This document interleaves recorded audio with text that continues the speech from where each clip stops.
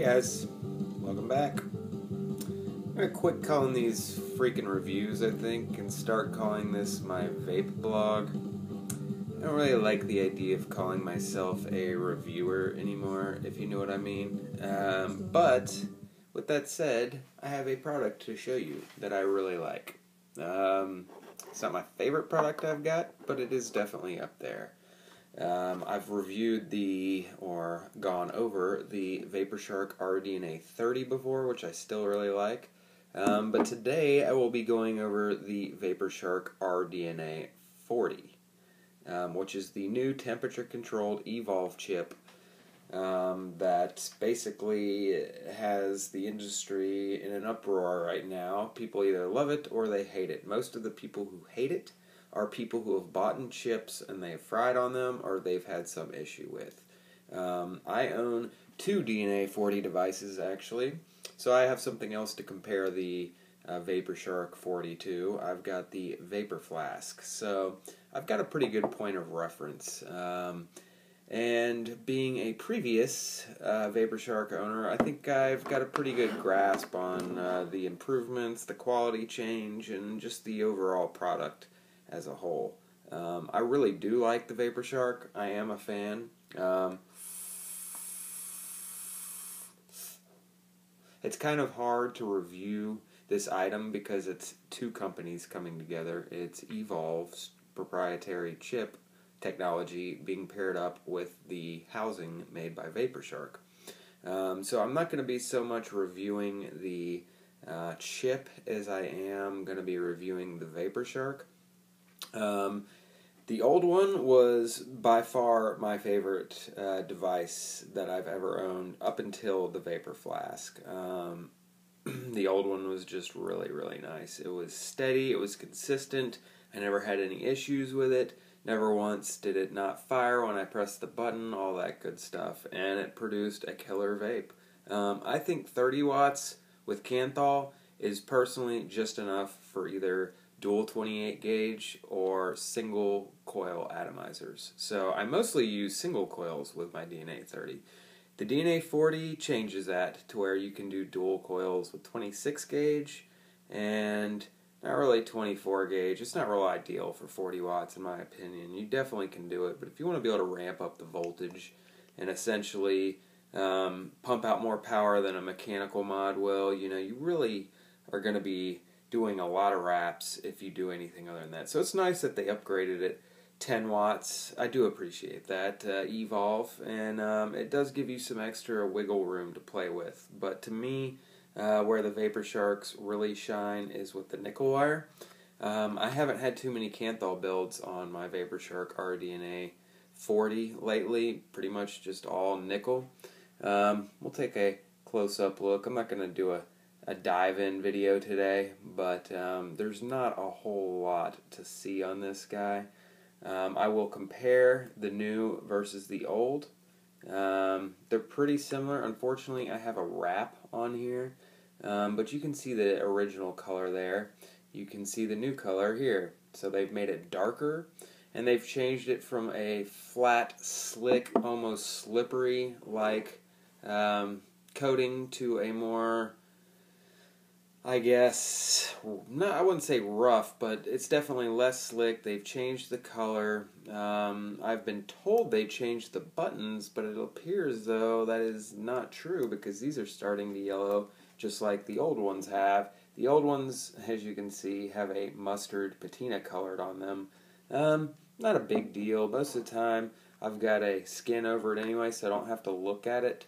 But, it will happen. And it looks like it's just starting to happen on my new one as well. You can see it around the edges. I don't know if you can see that, but another improvement it looks like they've made is the actual lettering. I made the mistake of, with my old one, taking an alcohol swab and just wiping down, getting the e-juice off my old one, and that faded the old VaporShark logo, so I ended up putting a wrap on it as a result. It doesn't look bad, but the new one definitely looks better. The 510 pin's still the same. Another big improvement they made was this door. The old one here, as you can see, has got a screw. This one's got a magnet, which is huge, huge to me. Is it the best magnet in the world? No, but it's not the worst either. It's a pretty solid magnet. It's strong enough to do what you need, and it's also strong enough to not fall off or open up in your pocket. One complaint I've got with this is how long they made this battery pole here.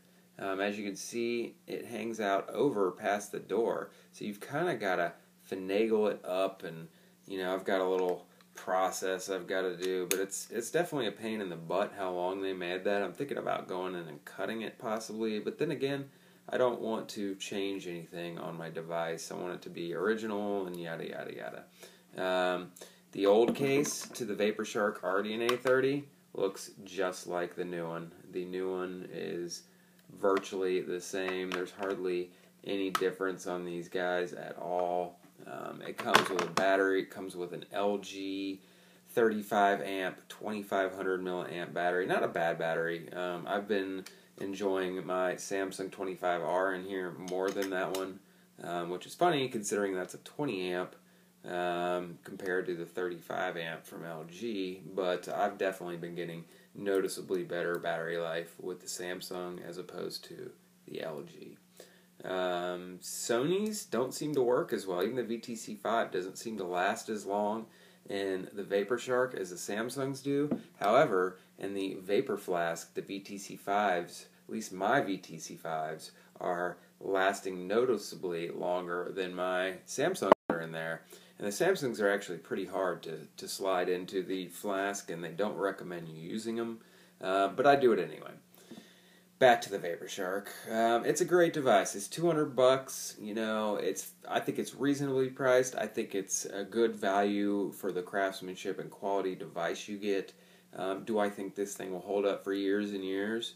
It might, but my guess is if you own it for 2 or 3 years, you're going to end up sending it off at least once in that time frame to get something fixed. I do like these a lot more than the Rndna. Just the size and the profile is perfect. You can slide it in any pocket. You can slide it in your back pocket. It's just a nice size. Is it my favorite? No. The Vapor Flask, to me, is just a higher quality device.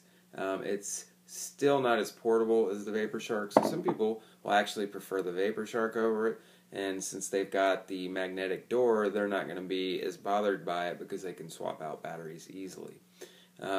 Which also has its benefits over the VaporShark or the Vapor Flask, because if you were to just use the charging port on this guy, it would take you about 10 to 12 hours to charge 2 batteries, depending on which battery they are.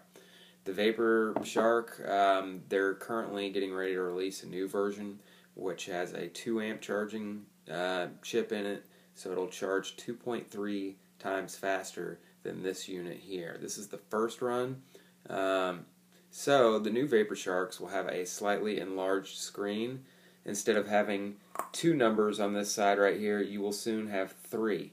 And basically when you press the fire button, it changes to the temperature degree, as you can see. And the new screen will have all that stuff laid out to where you don't have to change it. It's a really solid design, the VaporShark. I really don't have any complaints about it. I just feel it performs the exact same as the Vapor Flask when it's performing. Lately I've had a couple issues with the VaporShark. I don't know if you can fault VaporShark for that. That's really an Evolve issue. And Evolve's a great company. I stand behind their products. I love their products. I basically only vape DNAs now. I have ZNA, 2 VaporSharks, a Vapor Flask, and that's pretty much all I use on a day-to-day. So as far as, am I satisfied with this purchase? Definitely. Would I recommend this purchase? Yes, I definitely would recommend this purchase. Is nickel easy to build on, and do I recommend it to beginners? No, not really, because I think you'll get a hot spot and probably not like it and go back to Kanthal. But with a little bit of teaching and some tips given, you could definitely dial it in. It's not that hard. I teach people up at the shop I work at, Vape Parkway, how to do nickel builds all the time, and they seem to get it. But it is a great product. I do have a few complaints with it, though. One is, I was told they changed out the buttons so they wouldn't yell anymore. They're already yellowing. Two, this finish chips off incredibly easy. All the employees up at Vape Parkway have one of these guys, and mine isn't missing any paint, so I can't show it to you. But all of theirs have chipped, and chipped fairly easy. The old one seemed to be a less appealing coating for one reason, because it was slippery. The new one isn't as slippery, but the old one seems to have a more durable paint job. You can see where I scratched a little bit right there. The new one seems to just scratch easier, in my opinion. So I don't know if people will like that about it. You can always just get a shark skin. But you will get some scratches on your Vapor Shark Rndna 40 if you don't have some protection on it, just to let you know, because it will scratch easily. It's not going to look bad when it scratches. It's a lighter color gray under there, but it will happen, and it will happen easily. Look at the button on the old one versus the new one. They're both the same. They basically light up the same. However, the old one got scratched fairly easy within a couple days of using it with only my thumb and not putting it in my pocket with change or anything. It was already showing noticeable signs of wear. The new one's not doing that. I don't know if I'm just taking better care of this one or what, but yeah, I'm loving it. It's not my favorite device. The Flask has it beat. I do prefer these over Rndna mods, and I do prefer these over a lot of box mods, really. For $200, you can't beat it. It's cheaper than Rndna mods. The Flask is $100 more. Do I think it's $100 better? I really do. But this is the best bang for your buck for you 40-watt guys who like nickel. It really is. It's smooth. It hits right.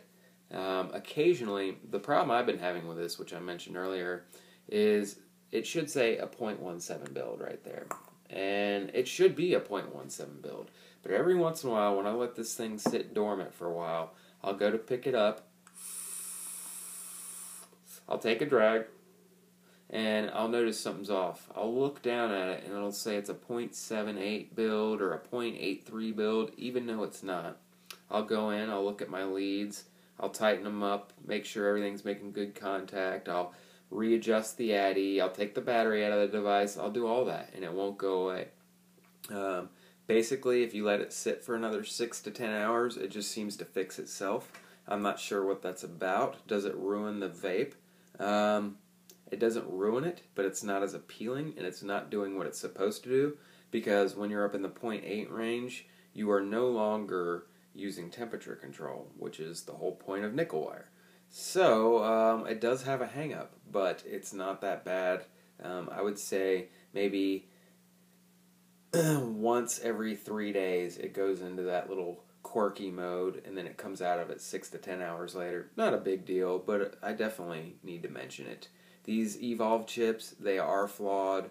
They're now onto the round 4, I believe. They may even have a V5 DNA 40 chip out, but the first 3 versions of the chip are hit or miss, to say the best.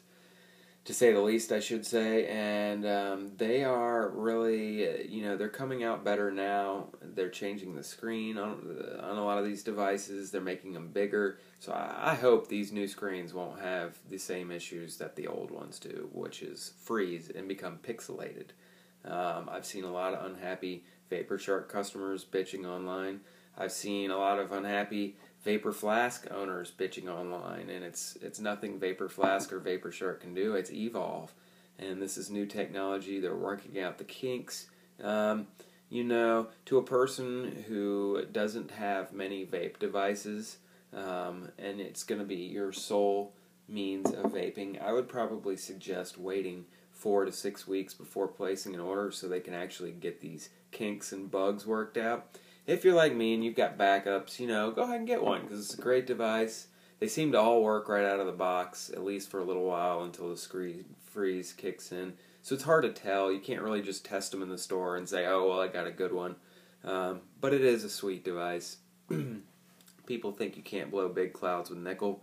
Well, you can, and I burned through the juice quicker with nickel at 450 degrees than I did with a 60-watt build on the Sigelli.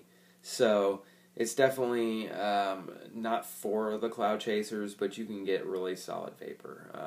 It's not cloud chasing vapor, but it is definitely really good vapor production. So don't be scared of that. Let's take a toke.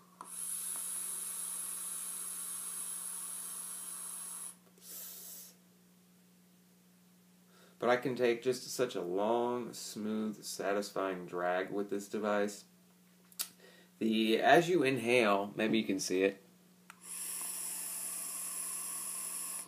it adjusts to your inhale. As you breathe in harder, you're cooling off the coil.